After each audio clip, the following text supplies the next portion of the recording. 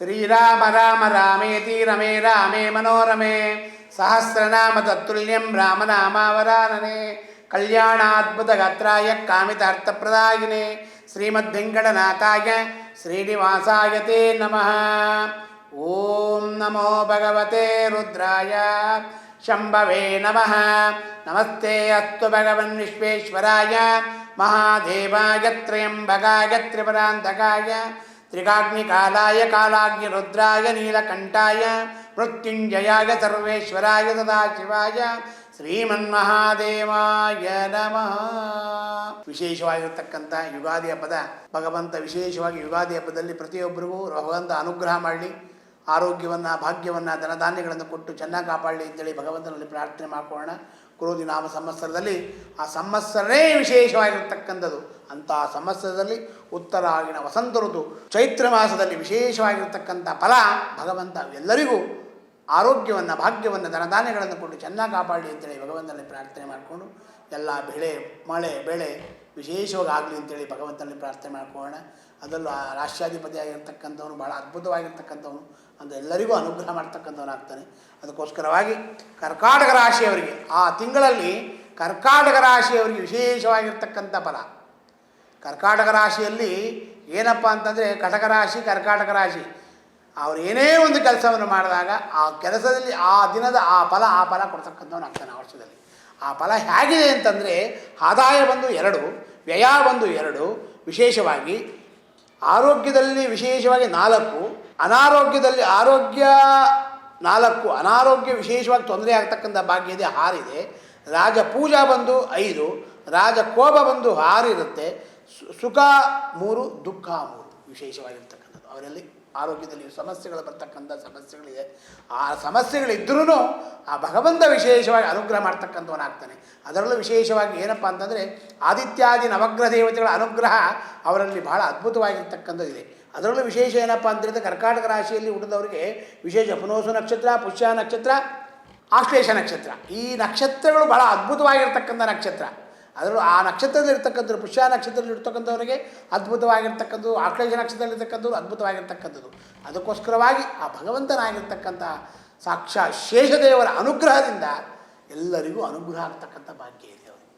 ಅದಕ್ಕೋಸ್ಕರವಾಗಿ ಅವರು ಏನೂ ಮಾಡಬೇಕಾಗಿಲ್ಲ, ಭಗವಂತನ ಒಂದು ಸ್ಮರಣೆ. ಯಾಕೆಂದರೆ ಆ ವರ್ಷದಲ್ಲಿ ಅವರಿಗೆ ಆ ತಿಂಗಳಲ್ಲಿ ಅದ್ಭುತವಾಗಿ ಕರ್ಕಾಟಕ ರಾಶಿಯಲ್ಲಿ ಅದ್ಭುತವಾಗಿರ್ತಕ್ಕಂಥ ಲಾಭ.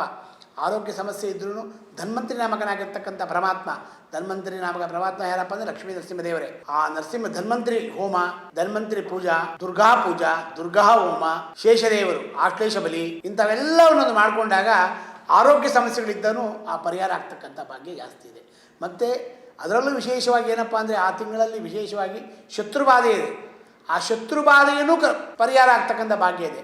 ಆ ಶತ್ರುಬಾಧೆ ಹೇಗಿರುತ್ತೆ ಅಂತ ಹೇಳಿದ್ರೆ ಪರಶತ್ರು ಅಂದರೆ ಬೇರೆಯವರು ಯಾರು ಇಷ್ಟು ಮುಂದುವರೆದ್ಬಿಟ್ಟು ಇಷ್ಟ ಆಗಿದೆ ಹಿಂಗಾಗಿದೆ ಅಂತ ಇವೆಲ್ಲ ಬರ್ತಕ್ಕಂಥ ಭಾಗ್ಯ ಇರುತ್ತೆ. ಅದರಿಂದ ಎಲ್ಲ ಸಮಸ್ಯೆಗಳು ಬಗೆಹರಿಯತಕ್ಕಂಥ ಭಾಗ್ಯ ಜಾಸ್ತಿ ಇದೆ ಅವರಿಗೆ. ಅದಕ್ಕೋಸ್ಕರವಾಗಿ ಕರ್ಕಾಟಕ ರಾಶಿಯವರು ಏನೂ ಮಾಡಬೇಕಾಗಿಲ್ಲ. ಅವರು ನಾಗಪ್ಪನ ದೇವಸ್ಥಾನಕ್ಕೆ ಹೋಗಿ ನಾಗದೇವತೆಗಳಿಗೆ ಒಂದು ತಿಂಗಳ ಕಾಲ ಇಲ್ಲ 10 ದಿವಸಗಳ ಕಾಲ, ವಾರದ ಕಾಲ, 3 ದಿವಸಗಳ ಕಾಲ ಅವ್ರಿಗೆ ಎಷ್ಟು ಸಾಧ್ಯವಾಗುತ್ತೋ ಅಷ್ಟು ಅಭಿಷೇಕವನ್ನು ಮಾಡಿ, ನಾಗಪ್ಪನಿಗೆ ಹಾಲಿನ ಅಭಿಷೇಕವನ್ನು ಮಾಡಿ, ಹಾಲಿನ ಅಭಿಷೇಕವನ್ನು ಮಾಡಾದ ಮೇಲೆ ಆ ಹಾಲಿನ ಅಭಿಷೇಕವನ್ನು ನಾವು ತೆಗೆದುಕೊಂಡು ಸ್ವೀಕಾರವನ್ನು ಮಾಡಿದಾಗ ಅದರಲ್ಲಿರ್ತಕ್ಕಂಥ ಏನೇ ದೋಷಗಳಿಗೂ ಪರಿಹಾರ ಆಗ್ತಕ್ಕಂಥ ಭಾಗ್ಯ. ಮತ್ತು ಅದರಲ್ಲೂ ವಿಶೇಷವಾಗಿ ಸರ್ಪನಾಮಕನಾಗಿರ್ತಕ್ಕಂಥ ಕುಕ್ಕೆ ಸುಬ್ರಹ್ಮಣ್ಯ ಆಗಿರ್ಬೋದು, ಘಾಟೆ ಸುಬ್ರಹ್ಮಣ್ಯ ಆಗಿರ್ಬೋದು, ನಿಮ್ಮ ಮನೆಯಲ್ಲಿ ಸುಬ್ರಹ್ಮಣ್ಯ ಸ್ವಾಮಿ ಎಲ್ಲಿ ಇರ್ತಾನೋ ಆ ಸುಬ್ರಹ್ಮಣ್ಯ ದೇವಸ್ಥಾನಕ್ಕೆ ಹೋಗಿ ಯಥಾಶಕ್ತಿ ನಮಸ್ಕಾರವನ್ನು ಹಾಕಿ ಆ ನಮಸ್ಕಾರದ ಫಲದಿಂದಲೇ ಅನುಗ್ರಹ ಆಗ್ತಕ್ಕಂಥ ಭಾಗ್ಯ ಇದೆ ಅವರಿಗೆ.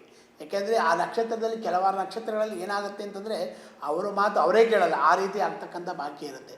ಅದರಿಂದ ಈ ರಾಶಿಯವರಿಗೆ ವಿಶೇಷವಾಗಿ ಶೇಷದೇವರ ಅನುಗ್ರಹನೇ ಬೇಕು. ಅದರಲ್ಲೂ ನರಸಿಂಹದೇವರ ವಿಶೇಷವಾಗಿ ಅನುಗ್ರಹ ಮಾಡಬೇಕು.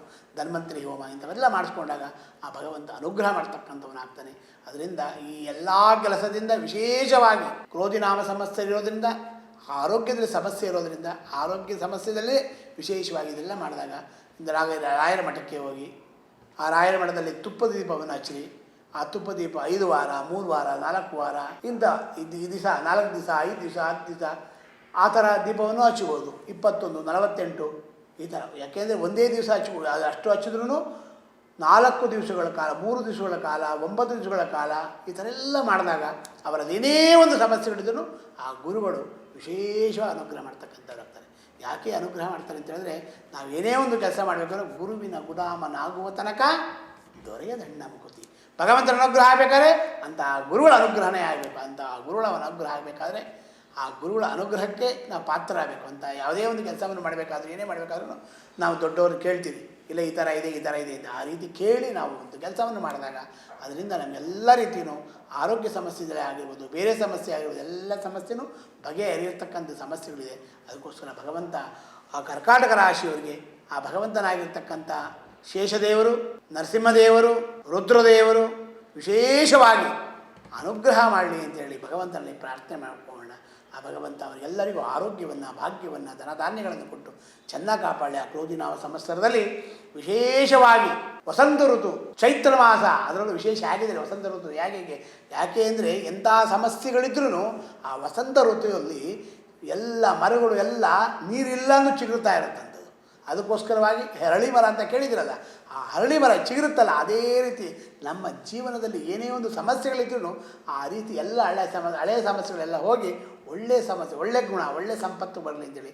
ಯಾಕೆಂದರೆ ನಮ್ಮಲ್ಲಿರ್ತಕ್ಕಂಥ ಹಂಸನಾಮಕ ಪಕ್ಷಿ ಅಂತಿರುತ್ತೆ. ಹಂಸನಾಮಕ ಪಕ್ಷಿ ಏನು ಮಾಡುತ್ತೆ ಅಂತಂದರೆ ಹಾಲನ್ನು ಮಾತ್ರ ತಗೊಂಡು ನೀರು ಮಾತ್ರ ಬಿಡುತ್ತಂಥದ್ದು.